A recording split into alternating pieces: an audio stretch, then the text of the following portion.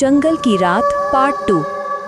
उस रात के बाद पूरा गांव खौफ में डूब गया। पूजा तो किसी तरह बच गई थी, लेकिन जंगल उसे छोड़ने को तैयार नहीं था। गांव के बुजुर्ग कहते थे, जिसे साया एक बार देख ले वो उससे कभी पीछा नहीं छुड़ाता। पूजा बाहर से ठीक दिखती थी, लेकिन उसकी आंखों में अब वो पुराना डर नहीं जा रहा था।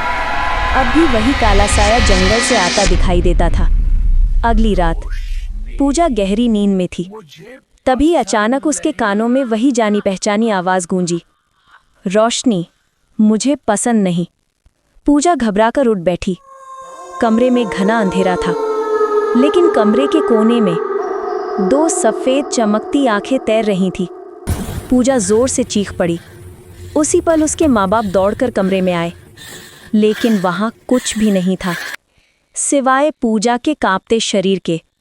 सुबह जब पूजा उठी, उसकी कलाई पर 3 गहरे काले निशान बने थे, ऐसे जैसे किसी ने नाखूनों से कसकर पकड़ लिया हो। गांव के बूढ़े तांत्रिक ने निशान देखकर कहा, ये जंगल का बुलावा है। साया पूजा को वापस चाहता है।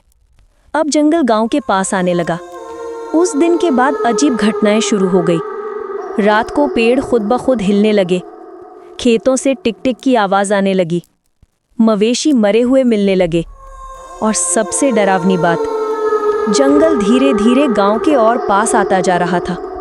लोग सूर्य ढलते ही दरवाजे बंद कर लेते थे। एक रात पूजा ने पूरे गांव के सामने कहा, ये सब मेरी वजह से हो रहा है। साया मुझे चाहता है, अब मुझे ही उसे हमेशा के लिए खत्म करना होगा। सबने मना किया। माँ रो पड़ी, पिता गुस्से में कांपने लगे, लेकिन पूजा का फैसला अडिग था। पूर्णिमा की रात थी, चांद खून की तरह लाल लग रहा था। पूजा के हाथ में तांत्रिक का दिया हुआ तावीज, नमक की थैली और एक आखिरी टॉर्च। वो फिर उसी जंगल की तरफ चल पड़ी। जैसे ही वो जंगल में दाखिल हुई, वही आवाज गूंजी, तो खुद लौट आई है। अब इस बार बच नहीं पाएगी।